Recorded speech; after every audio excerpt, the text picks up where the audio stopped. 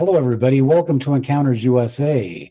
Today, we're going to be talking about the secret space program, Nazis, and UFOs.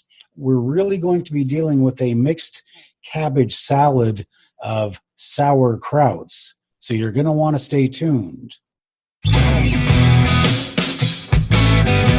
Hello, everybody, and welcome to Encounters USA with author Matthew Hines.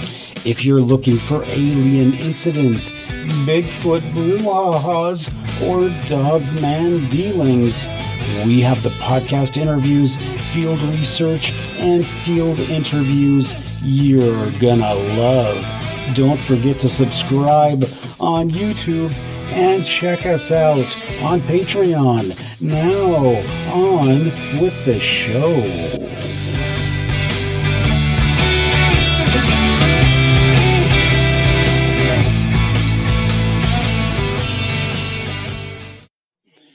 Hello, everybody. Welcome to Encounters USA. I am your host, Matthew D. Hines. I'm an author, and I am running for the office of governor in Washington State in the 2020 election. Now, today we're going to be talking about UFOs. We're going to be talking about the secret space program, and we are going to be talking about what they all mean and how they are connected to the Nazis. But before we get into talking about the Nazis, we need to talk about UFOs and Germans in particular. And so in order to do that, we're going to have to go back in time to the year 1561 and look at an encounter, a very famous encounter that happened that is, if you haven't heard about it, it's probably going to freak you out. Now, the crux of the whole UFO Nazi connection mystery and what you see in a lot of shows and videos and etc. is this quote from the one of the Operation Paperclip scientists that was brought to the U.S. And he said, "We cannot take credit for our scientific advancements in certain fields alone. We have been helped."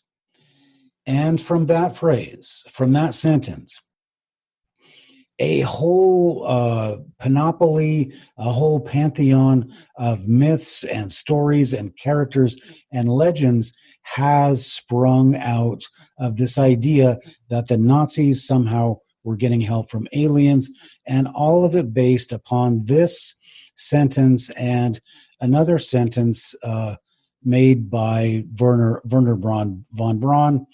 And we're going to be talking about that today. But before we get into Werhner von Braun and all of that stuff that happened during the war and after the war, we really need to get a solid background on what the predecessors were for UFO contact with Germany.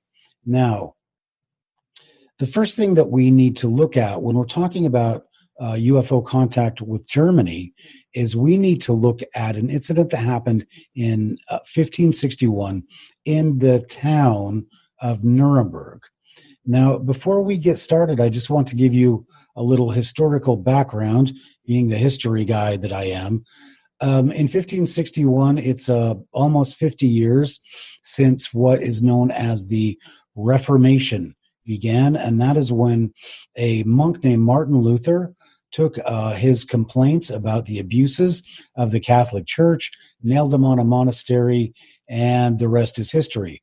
From that, the Protestant Reformation began, and suddenly Europe had become divided between Protestants and Catholics, and generally it could be considered divided between North and South, and in some territories where church lands were extensive enough, then the Catholic Church would have control over the principality in that region.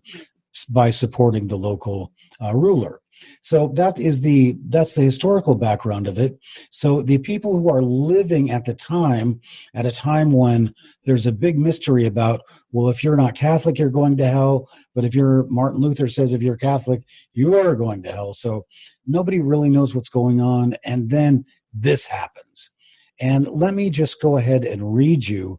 I want to read you specifically the quote or the citation of the article that I have here. Now it says, it began at dawn as dozens, if not hundreds, of crosses, globes, and tubes fought each other above the city. It ended an hour later when the globes in the small and large rods flew into the sun, and several of the other objects crashed to earth and vanished in a thick cloud of smoke. According to the Nuremberg Gazette, the dreadful apparition filled the morning sky with cylindrical shapes from which emerged black, red, and orange and blue-white spheres that darted about. Between the spheres there were crosses with the color of blood, i.e. red crosses. This frightful spectacle was witnessed by numerous men and women. Afterwards, a black spear-like object appeared. Now, because of the context of the day of what is going on politically and religiously, the author of the Gazette warned its readers, the God-fearing will by no means discard these signs, but will take it to heart as a warning of their merciful annunciation with Saint Emitius, Father in heaven, will mend their lives and faithfully beg God that he avert his wrath, including the well-deserved punishment on us, so that we may temporarily here and perpetually there live as his children. So even at that time, they had fake news. They took this thing that had nothing to do with religion whatsoever, as far as we know, and they twisted it around to make sure that if you're a good Catholic, that you are going to want to stay that way, or these people might be coming back to pay us a visit. All right, so that is the Nuremberg Incident of 1561, and that is according to the accounts of the day. Now, is that the only account we have to go by? Well, fortunately, it's not, because I'm going to consult the remote viewers of the Farsight Institute. Now, if you're not familiar with the Farsight Institute, it's an institute started by Dr. Courtney Brown, and they use, it's called CRV, I believe, controlled remote viewing. These are not psychics. They are doing remote viewing according to military specifications, whatever. And they use a form of remote viewing to remote view things like 9/11, which is really fascinating. They remote view historical events, Atlantis, the building of the pyramids. And fortunately for us, they have remote viewed the Nuremberg incident of 1561. Now, the first thing that you're going to get out of the two accounts is the similarity. And of course you can say, well, it's just a hoax. They're faking it. They knew what they were doing all along. But when you get into the specifics of what they're remote viewing, and the fact that allegedly 3 of them not talking to each other, never communicating, all found the same things in the same place with the same description of the town, the same description of the sky, the conditions, and the people. If they're really not talking to each other, it's amazing. So let's just forget about whether it's true or not, and let's look at what they found. Now, according to the account, we saw that there were spheres, and there were crosses with spheres and spheres with crosses. Now, what did these young ladies see at the Farsight? And I should also tell you that the Farsight uses these young ladies that are just fantastic, really beautiful young ladies, but they use them to remote view all these different places or in different times and events, and it's really worth checking out just to look at the scientific part of it, or if you like to look at young ladies that are really nice looking, then look at the Farsight Institute. And I'm sure there's some madness to his method for using them, but also he has another remote viewer, Aziz Brown, that is a great remote viewer, and he uses Dick Algier and Daz Smith.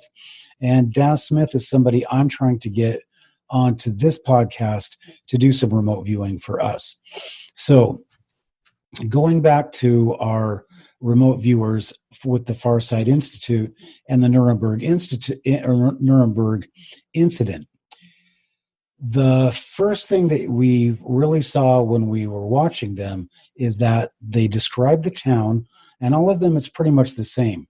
The only discrepancy I saw in the description of the town was one of the remote viewers mentioned that there was a train. And at that time, the steam engine had not been invented, so it would not have been possible for there to have been a train. Aside from that, the description of the people, the description of the mayor of the town, the description of the outlying area, the description of the mood of the people is really fascinating as kind of living in a strict town. And then this happens, that in the sky, these objects appear, and according to the remote viewers, they start to do battle with each other. Now, what is really amazing about the accounts that these remote viewers tell us about is, first of all, the battle happened over miles. That one of the remote viewers says the ships are bigger than any of the buildings on the ground. So this battle is going on with these big ships. Now, in the account here, we heard about crosses and spheres and whatever. And the spheres we know about the spheres. We see spheres all the time. And so that is very logical. That's something that we can all relate to. We haven't seen spears, but a spear can also be a cigar-shaped object as well. So all of these things that are put out in the historical account are very interesting. And when we get into the account of the remote viewers, when we get into the specific details of what is going on, they describe it as like a Star Wars-like fight, that there are lasers and actually missiles. They're launching missiles at each other. And that one of the remote viewers describes it as a very bloody affair. It's a very bloody fight. Now, what really, I mean, if that's not enough, you've got this battle going on over these people in the 1500s, and they're all trying to figure out if they should be Catholic or Protestant and how they're going to get their crops in on time and pay their taxes, etc. And then suddenly there's a huge battle going on overhead. So that probably shocked a few of them. But what is going to shock you is what the remote viewers talk about is happening in that battle. Now, according to the remote viewers, they say that the participants are, on one side, you have this alien race, like reptilians or the Greys almost. And their enemies are humans like us. She describes them as, one has dark hair, I think one has brown hair, and then with them is an alien, but not of the same species, whatever. And then it gets even more bizarre. So after we hear them talking about describing them, then they start talking about describing what is going on in their minds. And on the alien side, there seems to be this feeling of, this is a huge misunderstanding, that they didn't do what they're supposed to do. Somebody didn't get the message. Somebody didn't get the memo, but there's a lot of mistrust going on. On the other side, you have the humans, and their emotion is they are scared. they're terrified, and they don't know what's going on, but they are just really fearful about what's happening. And then on the other side, going back to the aliens, there's a sense of, well, we need to accomplish this now. We need to get it done. We need to finish this right now. No question about it. Really, there's no emotion. It's just that we were misunderstood. They didn't get it. And now we're going to fix it. We're going to fix everything. And so this is the battle. This is the battle of Nuremberg in 1561. This is the battle as it happened according to history. And this is the battle as it happened according to the Farsight viewers and Courtney Brown. So as far as the remote viewing goes, of course the question is, well, it's probably not, it's junk, it's rubbish, it's remote viewing doesn't work, whatever.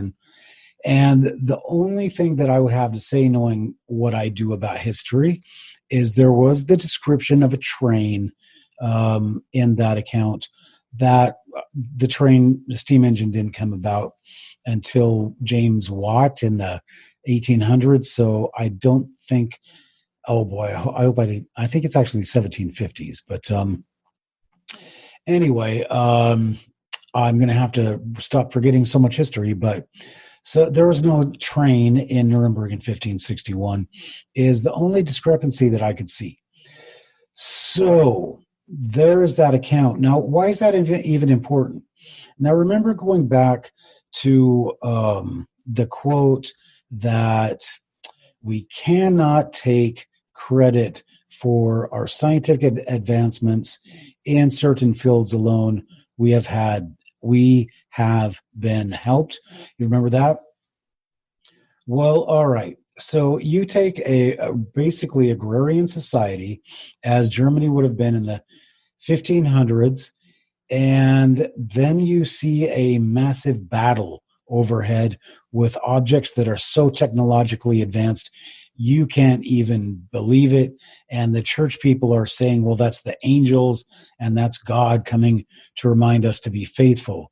So there had to have been enough people there to realize that it's not that these are technological instruments, and if they can be that can be made, that can be if they can make them, we can make them. So that was probably the moment, as in 2001, The Space Odyssey, when people in Germany said, there is something else out there. There are other people out there. They have machines out there. Unfortunately, it was going to take a war that would last 30 years in the next century, an enlightenment, and an entire new country on the American continent before any of this stuff could be open enough and be out of the way of the prying eyes of religion, who would burn people at the stake for talking about or studying this stuff. It would, which our government did since 1947 until recently, but none of these things were possible at the time to talk about these UFOs and to really consider what they were. But we cannot deny that in the upper levels of society, where people are not subject to the laws of religion and where people are allowed to talk about things because their money and their wealth and their lands protect them, I'm sure that people were sitting around talking about what were these things, would it ever be possible to make them? And I think that these Nuremberg incidents really planted a seed. And were there nothing else to have happened, then I would simply say that, yes, the quote that we can't take credit for our scientific achievements or advancements in certain fields alone, we have been helped. Well, there you go. Just like in 2001 Space Odyssey, the apes see that strange object and suddenly there's man. All right. Now, the only thing that adds to what I'm saying here is that when people really pressed him about what he was talking about, how they had been helped and by who, he simply said, the people of other worlds. Now, the German would have translated pretty much exactly the same. I speak a little bit of German, and so I would say that it wouldn't be possible too much to vary from das Volk oder Welt. But, oh no, anyway, I don't think it's possible. So when he says the people of other worlds, I don't think he's talking about other countries. So that's that. But the people of other worlds could be the people fighting overhead in Nuremberg as well, and it could mean nothing more than that. All right, so now there are from Nuremberg. We need to advance in history a little bit, and we're not going to go through the whole history of Germany and Europe at the time, but we are going to end up at post-World War I Germany, and we're going to have to talk about a secret society that has probably been beaten to death, and I'm sure you've not like literally, but I mean, people have talked about it so much and associated it so much with this concept of Nazis and UFOs that I'm not going to spend a lot of time on it, but I do want to acknowledge that the information that I'm relating to you as far as Nazis and UFOs, most of it comes from Jim Nichols, the author, and from his Aldebaran mystery video. And why is this important? It's important because from not Jim Nichols, but from this idea that the Nazis had UFOs, you have got Nazis in Antarctica, you've got Nazis in Argentina, you got Nazis on the moon, you got Nazis out in space flying around with reptilians, you have got the Nazis doing all of these things when they supposedly lost a war, which would really inhibit somebody's ability to do these things that they were claimed to do. But we need to look at specific incidents. Now, before the war, we need to look at three things. And the three things we need to look at are, one is the group that surrounded Maria Orsic. We need to look at the Thule or the Thule Society, and we also need to look at the Black Sun cult. All of these things were incorporated into the Nazi mythology. So just really briefly, if you don't know, Maria Orsic claimed to have contact with this space civilization of like superhuman blonde Aryan types that used an energy called vril, VRIL, which is a very clean, supposedly energy, and they were encouraging the Nazis to use this energy in order to get away from fossil fuels, as it was part of the universe, and it was a positive kind of energy, whereas burning fossil fuels is a negative kind of energy and can only lead you to trouble, and I guess you would cite global warming if you're one of those people. But the Nazis did manage, by the time that now the Thule Society, Maria Orsic, these guys were in the 1920s. In the late 20s, Hitler was starting to become more prominent, and they were able to wed these ideas of an occultic pre-Christian Germany, basically like a Viking land, with the idea of the clean energy, of the black sun, of a whole mythology that had nothing to do with Christianity. This is according to the myth. So all of these things are married together into things like the SS, into the Nazi litany, their pantheon of gods, their idea of Aryan Superman. All of these things came out of the Thule Society. And as crazy as it sounds, it had a lot of followers. And a lot of their followers that supported Hitler were not poor people. They were very rich. They lived in castles. They had lands, and they owned massive industries.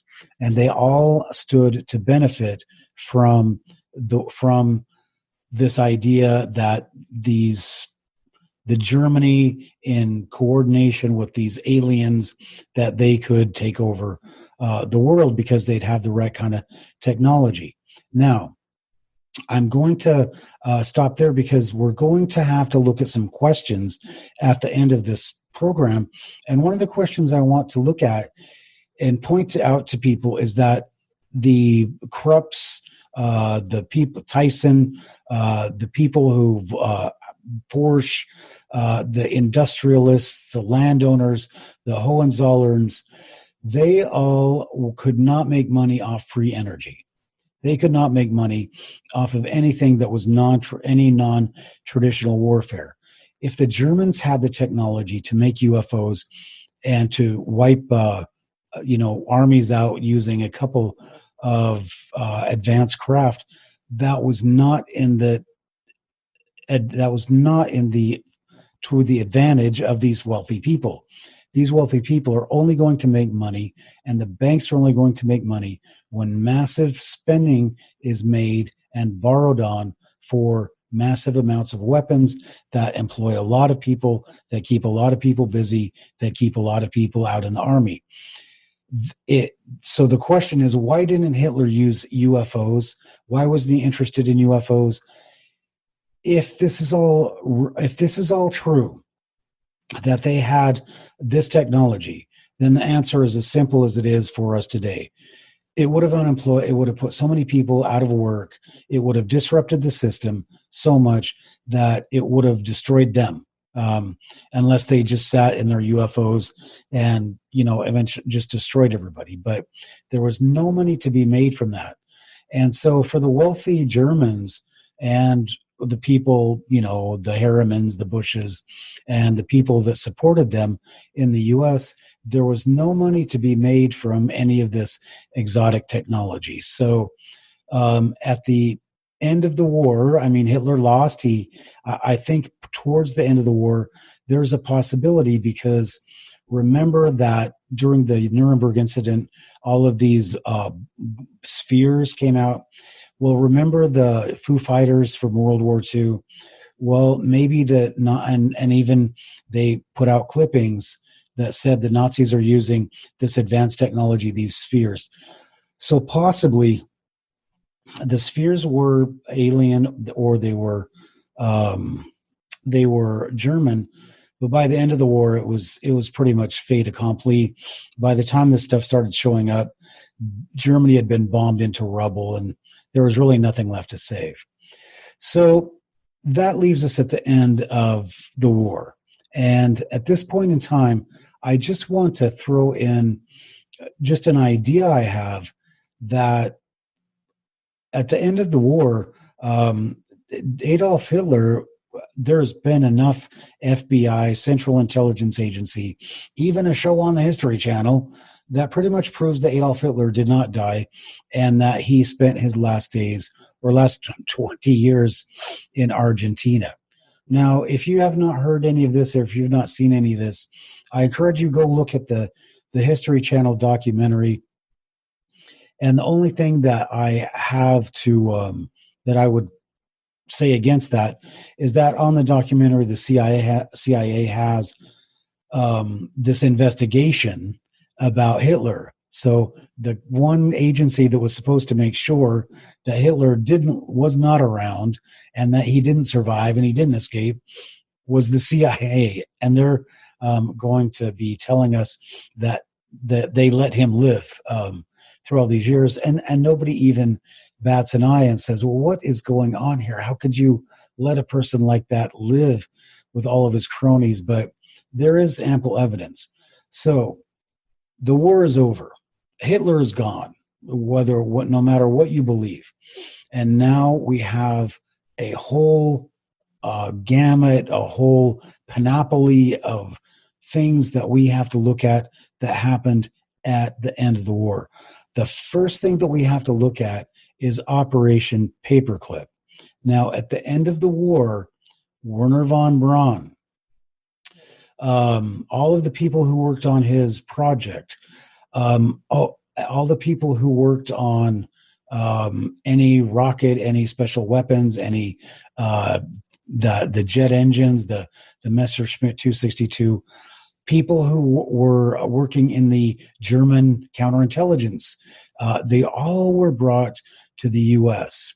Now, what could have enticed the U.S. to bring these rocket scientists? I mean, they basically, I mean, can you imagine if you lived in London and where thousands of people were killed by V2s, and suddenly the guy who launched those rockets and killed all the people you knew is now a big hero in the United States? Doesn't that just sound kind of weird? And all these people are brought over. And the question is then, what was so important? Why did they need to come over? Because we already had a rocket program. We had Goddard. So why would we need the Nazis to come over? Did they have access to other technology? And I think that is fairly obvious.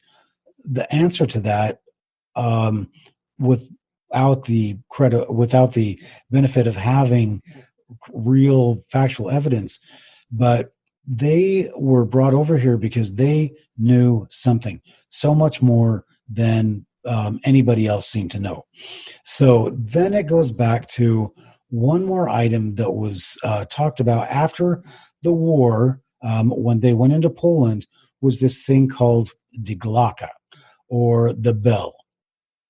Now, you probably know what the bell is, and you probably know that they had some experiments, and there was one experiment where some guy said a lot of people died when they tried to use this thing. Now, if we're going to use a little bit of speculation, what if the bell, what if die Glocke actually was successful in a way? Now, why I'm saying that is because in 1965, that thing showed up, or something that really matched its description.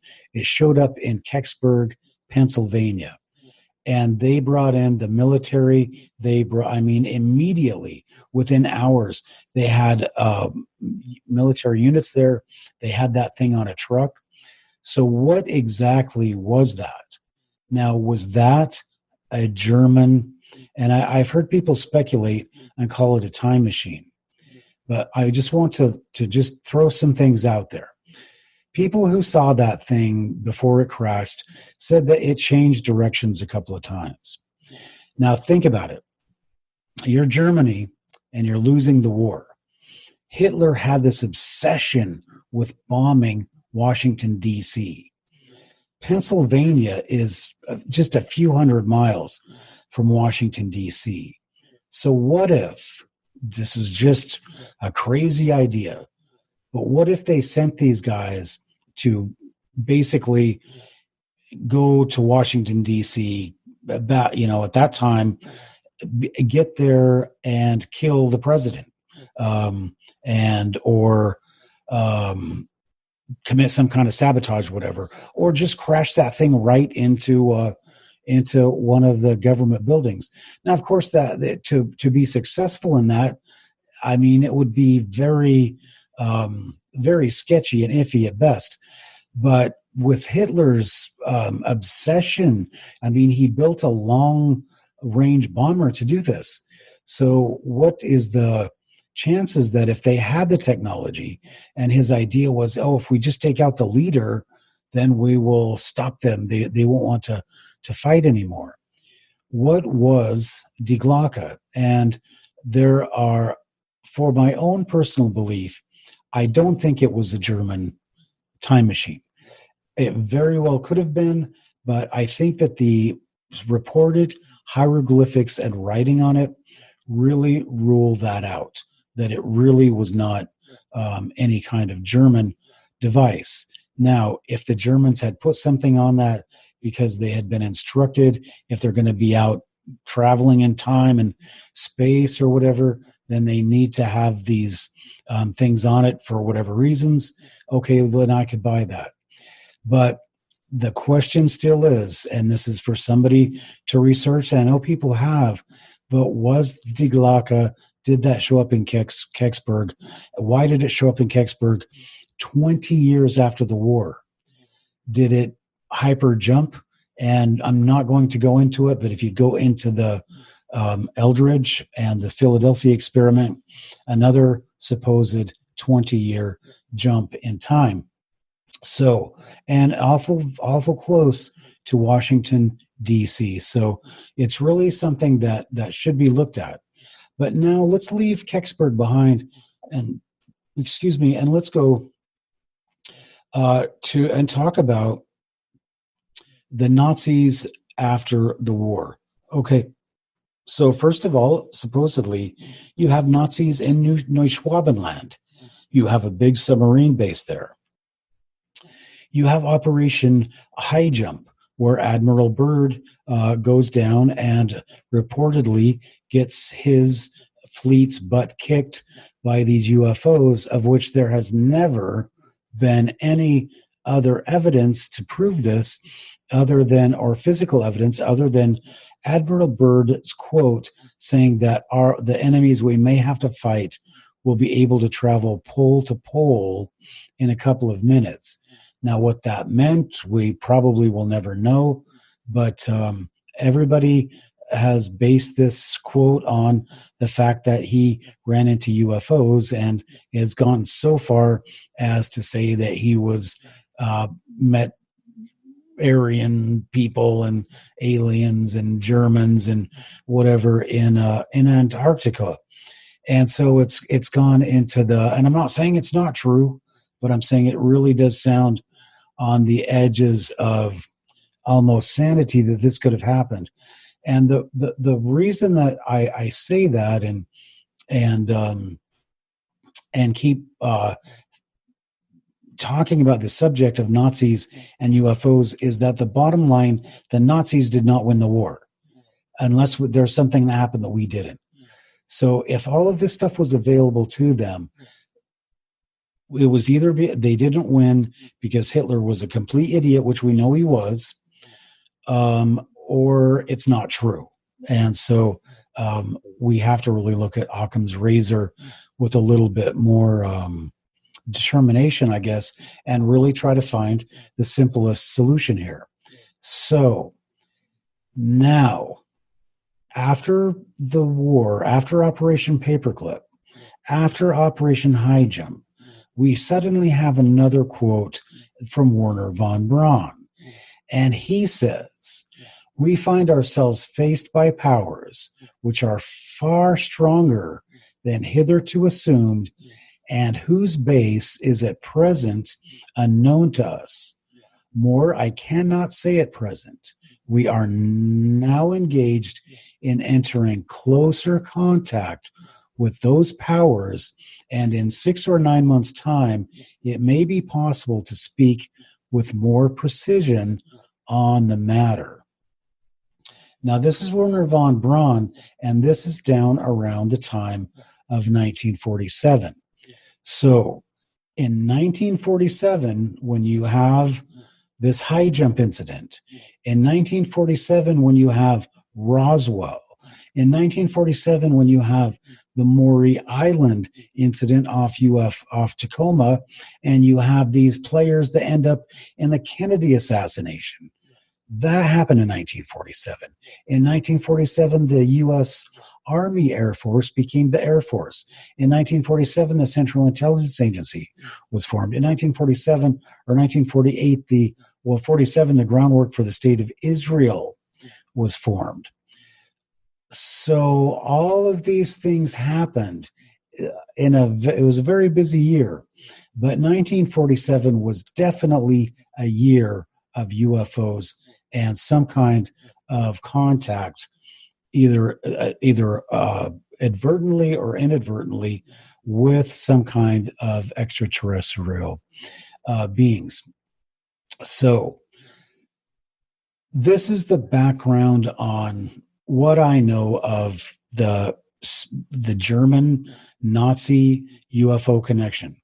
That the Nazi UFO connection, the German UFO connection, can really be explained away by what happened in Nuremberg and all the subsequent sightings, etc., that happened, or even crashes that happened between then and World War II, that would have got a very curious and clever people interested in trying to replicate or figure out how this technology worked. The idea that the Nazis were working with the reptilians is something that is still promulgated today. But again, we don't know who the Nazis were working with. We don't know who we're working with. I think we're working with some tall blue people or tall white people. And maybe the Nazis were working with them. But again, all of that stuff is so speculative. It's just crazy. So the last things that we want to talk about are the submarine base at New Schwabenland. Where is that? Has that ever been found? No, it hasn't. In a recent show we did a couple weeks ago, we had Steve and Liam Bruno on here, and we talked about the McCandlish videos, the McCandlish illustrations of these UFOs that use this mercury plasma technology. And we have looked at, during this interview with Steve, Liam Bruno, we've looked at the that these things were actually patented in the 1960s, and that these really crazy, junky kind of looking aircraft or craft are somehow managed to travel at faster than light speeds. So did the Nazis bring that technology with them to the U.S.? And was that the that was at use in the Bell? Because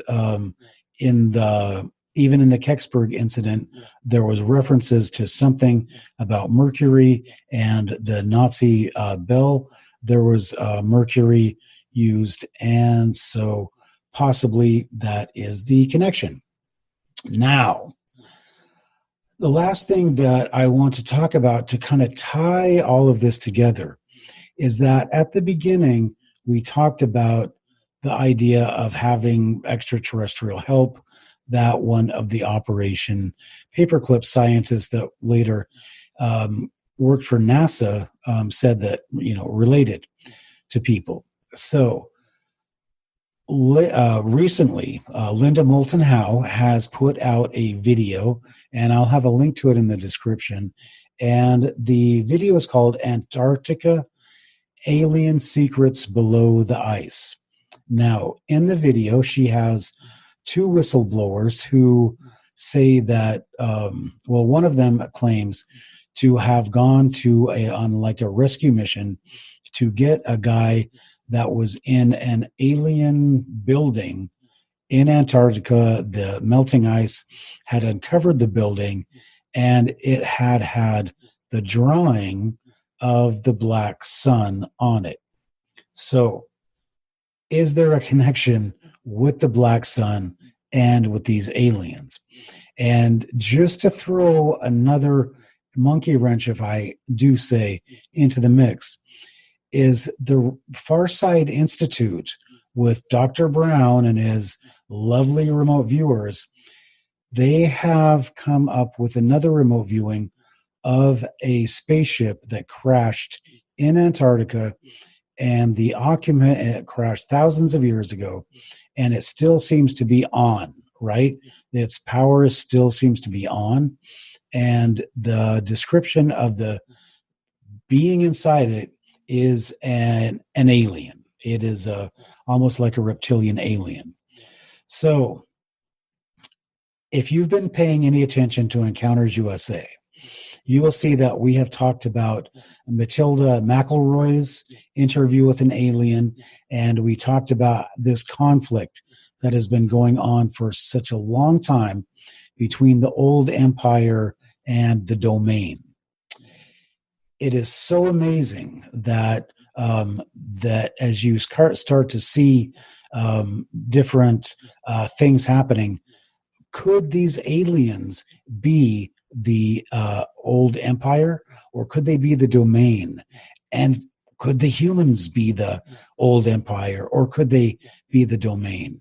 Now, I'm going to leave you with this last little tidbit before I go, and that is that all that we've talked about today really does not answer any question.